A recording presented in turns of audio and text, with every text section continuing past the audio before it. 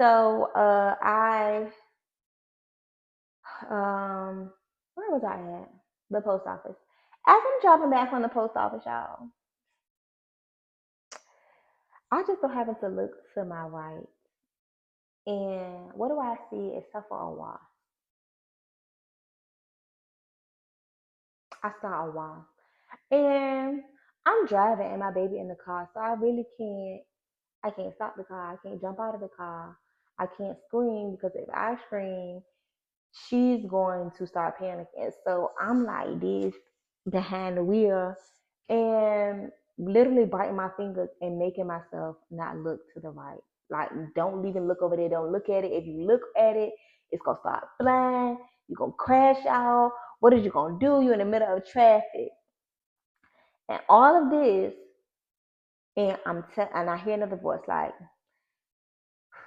I don't know. Like, this happened. This is not the first time this happened to me. Last month, a wasp was in my house, and I was just so happened to be working. And when I had looked up, it was a wasp. Actually, this is the third time. Okay, the first time I had an encounter with wasps, I saw them making a nest outside on my patio, and I had to go kill them. Second time, you know what I'm saying? They was in my house. Third time, it's in my car. I don't know what this is about, but I'm definitely going to consult the Lord about it. But I'm just like, okay, the first time I really crashed out. Like, I was crying, I was screaming. I left my room, I closed my room door. I called my best friend. I was crying, crying, crying, crying. Man, she can't do nothing. We stay in two different states. But I'm just literally crying. And this second time, because of what I went through the first time, the second time when it was in my house, and I literally had to confront it. This time, like, it was closer to my proximity. Like, I can't, there was nowhere for me to run. Like, I couldn't go nowhere. And I'm trying to see where I can pull over at. And I'm just like, boy, if you stop, like, the thing could just stop buzzing around. Like, you got the windows down, but wasp is unpredictable. So I'm just like, what are you gonna do? And I hear a voice like, consider the Lord in this situation. Not even like a voice, but I was in my fear, I had to consider the Lord. And it actually took a lot of fear off of me, like, to where I was able to think clearly, if that makes sense. Like, consider the Lord. He's not going to let this wasp hurt you, and your fear is lying to you. And the voice also told me to keep going, of which I did not. I definitely pulled over into somebody's gas station and hopped out of the car and got my baby. But I pulled over, right? I was able to think clearly. Like, I was tensed up, right? But I couldn't abandon ship because my baby was there. This is my car. Like, I'm not about to wreck this car. I know people be like, okay, if it's a spider in your car, you just gonna crash out. I'm not about to crash out. I'm not about to crash this car. I couldn't crash out. So the only thing I could do in my fear was consider the Lord. And when I was considering him, I said, okay, God is bigger than this. He's not gonna let this wasp hurt me. And um, I actually drove a good distance. I probably drove like a good 5 minutes. And I thought to myself, you could keep going and go home. But no, I did not. So I definitely pulled over when I could, and I was mad because I was at a stop sign. I was at not a stop sign. I was at a red light. The light had turned yellow, baby, and it's a turning lane. So I had gone ahead. I inched up into the middle of the street because one thing I'm not about to do is sit at this light with this glass in my car. So when this light turn red or whatever turn, I'm gonna go ahead and be in the street so I can go ahead. So I pulled over to the gas station. I got my baby out the car.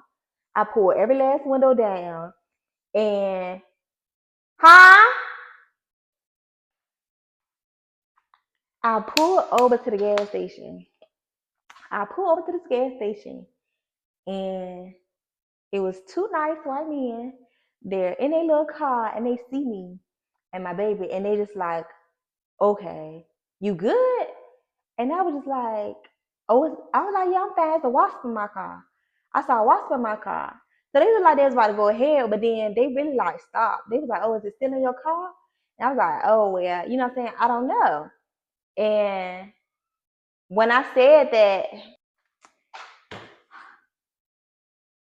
the white man was just like, do you need help or whatever? Is it still in there? And then I was like, I don't know. And as soon as I said that, the wasp flew out of the car. Because it was about to die anyway. So it's like either you get out of my car or you about to die. And the white man, they weren't gonna play. I already knew they weren't gonna play. They was gone ready to it was they looked like they had just got out of work too. They was ready to find a wasp and lay it down on him. Okay. And I was like, oh, thank you, Jesus. I was like, it's out now, thank you. I thought that was so very kind that they even stopped to consider me and my child running and asking me did I need help. Like God is good. Like because it didn't have to be that. Yeah, it didn't have to be like that at all. But I felt him saying, mind you, while I'm scared, while I'm in fear, I realize this is what he always want me to do. You might be scared, but don't look at your fear and keep going. Because I felt like if I looked at the wasp was going to see me looking at it and it was going to come. Like something about me looking at it was going to attract him or cause him to fly and start doing crazy stuff. So it's like, no, keep going. Like I saw my fear and I was scared. I was terrified, but I couldn't stop. And I just felt, and it's crazy because I'm in my fear. I'm scared.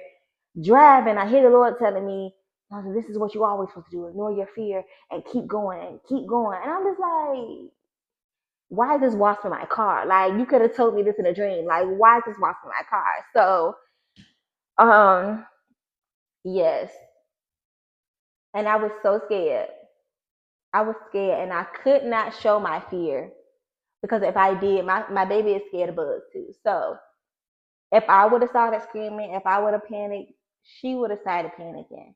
And I couldn't afford that because she's in the back in her car seat. I do not want her to panic. I don't want her to see it. And by the grace of God, she didn't even see it. Because if y'all know my baby, everybody know my baby, if you know her, she would have unbuckled herself out of that car seat. She would have buckled herself out of the car seat and flew somewhere else. Like not even flew somewhere else, but she would have got up out of bed. Like let me out of this car. Like go ahead, stop and let me out of this car. And I couldn't do that because we was in movie traffic. So I just had to keep calm. And I was just saying the whole time, I don't hear Journey saying anything. So that lets me know that she didn't see it. So, and whole time she see me scared, I'm biting my fingernails like the Lord talking to me, and I'm biting my fingernails. I'm keeping driving, and Jeremy's like, "Why you look like that? What you got going on?" But I never told her. I never said a word till I got out of the car and I got her out of the car. And I feel like this is what we're always supposed to do. On Sunday, the Lord had showed me something where the Israelites had seen, they had saw, after the Israelites had left, we all know the Lord took them a different way. Least they should run when war comes. Um, and they saw Pharaoh and them chasing after them. So when they saw Pharaoh and them chasing after them, when they looked and saw them, they was just like Lord, why you ain't let us die? You would let us die in comfort versus you taking us out of here in this new territory and these people following us and they about to kill us. And Moses just telling them like, y'all need to calm down. Like you just need to be still. And the people that the enemy that you're seeing, you're not gonna see them no more. And the Lord was just like, why is y'all crying out to me? Keep moving. Tell Israel to go forward. And that's what he was saying to me. And that's exactly what he was saying to me in that moment, Janae. If you think that I'm going to let this wasp hurt you, if you think that I'm going to let this wasp harm you, you don't know me. Keep going in faith. And I actually could have went all the way back to the crib for real because the Lord had positioned people to kill the wasp since I stopped. The wasp was never going to do nothing to me. And I know that now, right? Lord, please don't let it be a next time where I see a wasp. But I know that had I kept going, the wasp wouldn't have did nothing to me. I know that now. And it's like the more that I'm confronted with this fear, the better I'm dealing with it. The first time it was outside. Okay, I killed it, yada, yada, yada. The second time it wasn't here, crashed out. I cried, I screamed. I said, Lord, why me? Do we got smoke? Because I don't want no smoke with you. Like, I'm sorry, whatever I did. Repented, did all that, went in there, ended up killing it. This time, yes, I was scared, but I was calm. Like, that's what be still means. It means to keep calm. Like, I was tensed up. I knew I could not just stop in the middle of the street. I knew I could not stop. I feel like that's the attack of the enemy right there. That's a scheme of the enemy. Is for us to be in places, in positions where the Lord has us. And then all of a sudden we see it going wrong, and then we stop. We start getting stagnant. Like, even with this YouTube channel, where it just feel like, God, I don't know what you want me to do. I'm not an aesthetic girly. It's very non-aesthetic around here. If I just, there's no furniture in here yet. Like, I'm in a whole new town. I don't have friends. Sometimes I don't articulate myself well. And we could say all the things that's going wrong to make us feel like why we can't do it.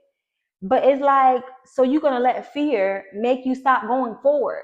Because what do you think? It's like, I read somewhere, because I was watching Superbook with my baby, and there was a passage where in Elisha, but I think it's in Second Kings, where he tells somebody, "Oh, you're gonna see it, but you're not gonna eat of it because of your doubt." And I feel the Lord speaking to me. You see me doing all of these things for all of these other YouTubers and Christian YouTubers that you watch that are consistent, that don't see it, but they're continually sowing. You're gonna see it, but unless you do it, you're not gonna eat of it. Do not let doubt stop you from doing what the Lord has ordained you to do. It's always gonna look opposite in the beginning. It's always going to look opposite in the beginning.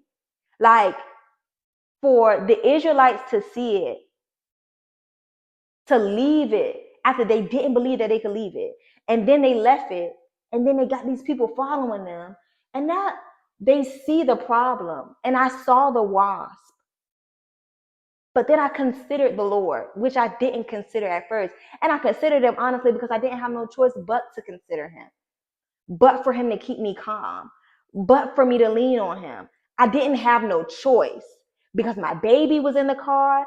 I can't let her see me crash out. She's going to crash out. You have to remain calm. And I feel like the more you're looking at the thing that is scaring you, the more you're going to attract what it is, because you attract what you're looking at. Because when you're looking at it, you're saying it. And I feel that very heavily. If you're focusing on something, it's going to magnify itself to the 10th to make it look way bigger than what it is. If you're looking at what you lack and not what you have, if you're focused on how the problem looks and not the promises of God, it's going to make that problem seem way bigger than what it is.